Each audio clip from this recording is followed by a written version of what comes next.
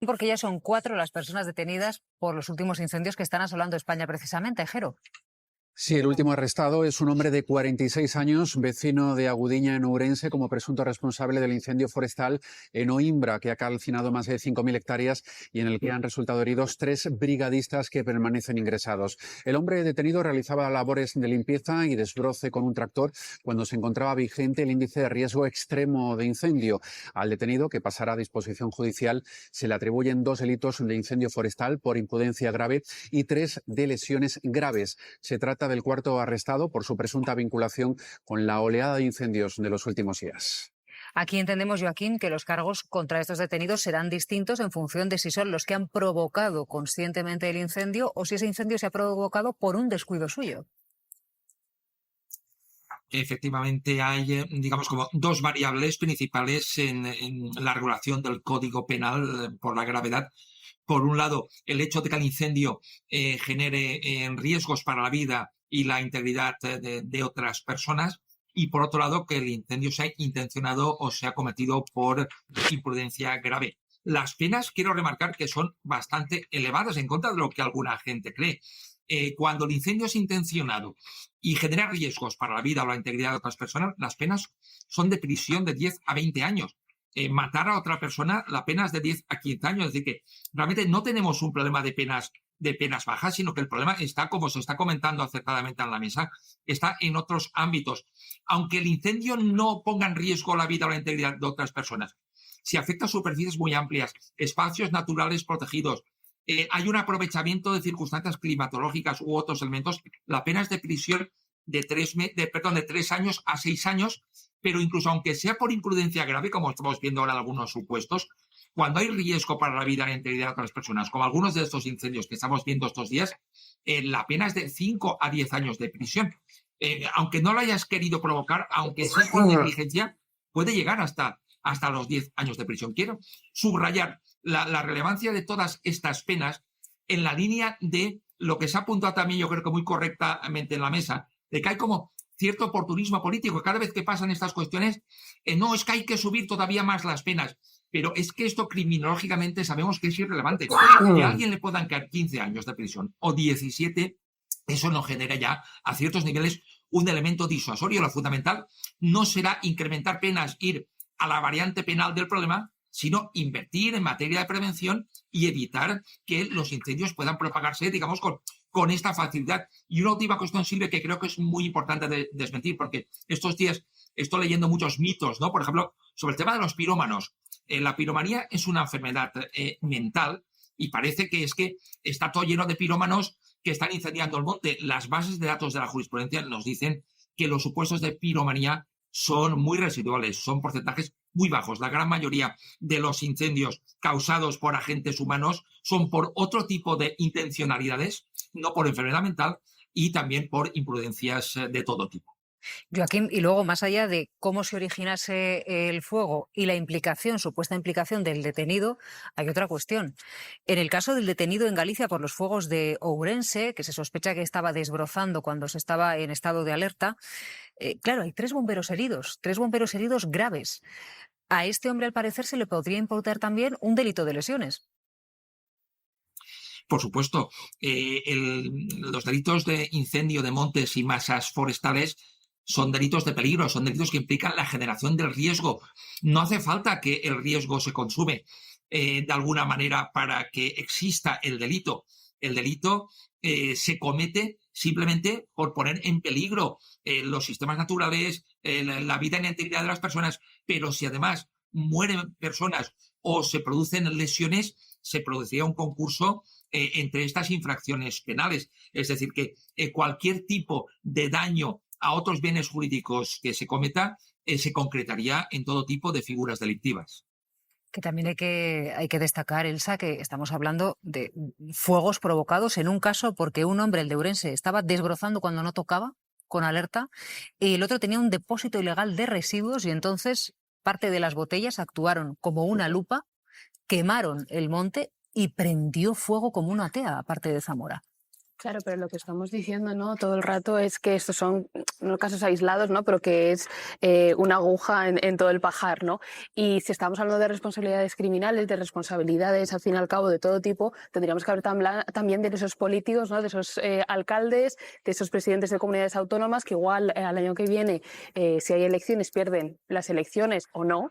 Pero va más allá, ¿no? Porque no es cuestión de que tengas más o menos votos, es que te estás cargando vidas por no tener esa prevención, te estás cargando un ecosistema, un medio ambiente que al fin y al cabo lo necesita toda España, ¿no? Todo el país. Entonces yo creo que también tenemos que hablar de eso, de esas responsabilidades políticas que deberían ir más allá de simplemente unos votos. Estoy de acuerdo. Yo, además, en relación con eso hay una pregunta que convendría hacernos y tendríamos que explicarle a la ciudadanía bien para que lo entendiera, ¿no? Es decir, si no hubiera incendiarios o pirómanos, ¿habría incendios? Sí, Claro que sí. Sí. Entonces, lo que estamos haciendo es adelantar una cosa que va a suceder si dejáramos sola a la naturaleza. Si adelantamos una cosa que va a suceder si dejáramos sola a la naturaleza, lo que vamos es a encontrarnos menos combustible, porque se produce o se genera entre 2 y 6 toneladas de combustible de vegetación nueva cada año por hectárea. Estamos pillando en mejores condiciones para quemar menos intensamente. Si es una mano humana, queriendo o sin querer, la que pega fuego. Porque si no lo quemamos, si no sacamos ese exceso de combustible, si no adoptamos medidas preventivas, si no gestionamos, en definitiva, el espacio forestal, algún día se va a quemar. El fuego no es ni más ni menos que el instrumento de gestión natural que tiene la naturaleza para evitar que el crecimiento de la vegetación colapse. Así era antes de que llegáramos los humanos y empezáramos a utilizarlo. Y así va a ser si algún día desaparecemos. Eso hay que tenerlo claro. ¿Hay alguna administración modélica en nuestro entorno, fuera de España, quiero decir? Bueno, hay administraciones que están tendiendo a ir en esa dirección. Mira, yo los que más admiro en España, en ese sentido, son los bomberos de la Generalitat de Cataluña, el GRAF, grupo de élite de los bomberos de la Generalitat de Cataluña, que comanda mi amigo Marc Castelnou, que no solamente están dando respuesta a sus incendios de manera brillante, tienen incendios como todos, están haciendo quemas prescritas, le están haciendo ese servicio a los ganaderos y a los agricultores, y además están ayudando a todos los servicios de extinción del mundo, empezando por el CAL FIRE, por el servicio de extinción de Australia, Bolivia, Argentina, Chile, Canadá, cualquier incendio grande que hay en el planeta, allí están ellos telemáticamente ayudándoles, porque los incendios se ven mejor desde fuera que desde dentro, y si encima los miras por el satélite es mucho mejor que si estás en el centro de mando, ¿no? en el centro de mando avanzado.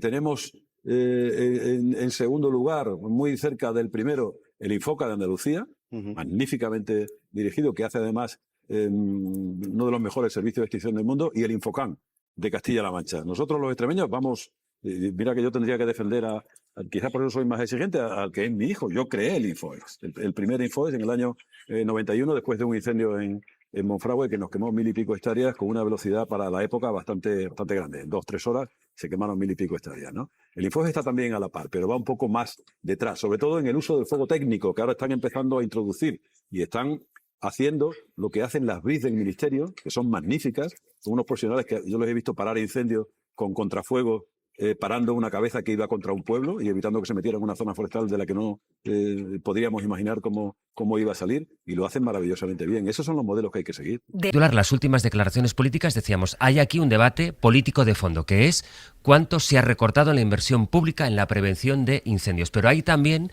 el debate partidista, que se está centrando en estas últimas horas, primero, en que se echen en cara Gobierno y PP quién va y quién no va a los incendios, y además este último argumento del Partido Popular, que decía es que como no hay presupuestos, hay menos medios, argumento que ya ha rebatido el Ministerio de Transición Ecológica. Es político, y es verdad que cada vez que hay una catástrofe así, pues la gestión de las crisis se limitan a tirarse, a culpabilizar al otro, ¿no? Ahí se aprovecha siempre esa gran confusión en la distribución de competencias para no asumir nadie responsabilidades, ¿no? Claro, pero ahí también, perdóname María, pero ahí también tenemos nosotros un papel. Es decir, si sale un dirigente nacional, en este caso si sale Feijóo, y dice el gobierno ha fallado en la prevención de incendios, nos toca ir a mirar la Constitución y ver que la prevención de incendios es competencia de las comunidades autónomas. Que no quiere decir que el gobierno no tenga que hacer, y evidentemente tiene una responsabilidad, es el gobierno, solo faltaba.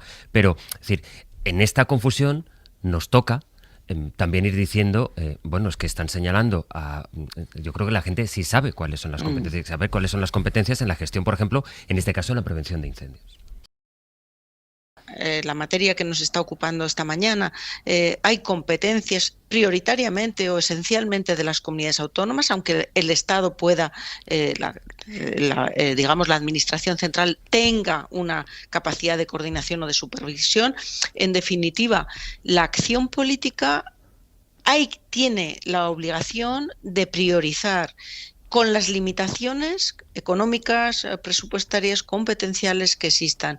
Y creo que este es un buen ejemplo. La pregunta es: ¿cuántos de los que tienen competencias en esta materia han priorizado en su acción de gobierno y en sus decisiones a la hora de fijar las partidas presupuestarias las cantidades necesarias para afrontar una prevención de incendios que es cada vez más difícil, porque además tiene elementos de complejidad añadida y novedosos que requieren tratamientos distintos con algunos de las peculiaridades, particularidades que ya se han expuesto en esta mesa?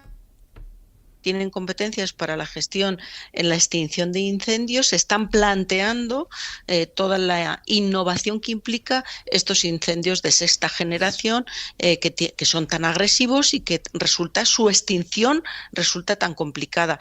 Yo no sé si tenemos los recursos que tenemos, sean muchos o pocos, si están, digamos, a la vanguardia de las exigencias que implica esta nueva problemática. Y luego hay otra cuestión que tiene también que ver con qué hacemos sobre la tierra quemada, cómo incidimos en esa realidad. Incidimos con masa forestal y con arbolado, por así decir, más resistente, más ignífugo, más resistente al fuego, porque también hay una línea de trabajo que insisten mucho los especialistas en esta materia, o perpetuamos, digamos, especies. En definitiva, creo que es que este tema de los incendios es que nos desafía con una política no solo de priorizar o no, sino además de innovar. Y yo no tengo tan claro, me gustaría escuchar a más expertos en la materia, si ese abordaje lo estamos haciendo a la altura de los desafíos que tenemos. La verdad es que uno escucha a los alcaldes y luego escucha a los dirigentes de los partidos y ve la gran distancia, ¿no?, que existe ahora mismo en el debate público, en el debate político, ¿no?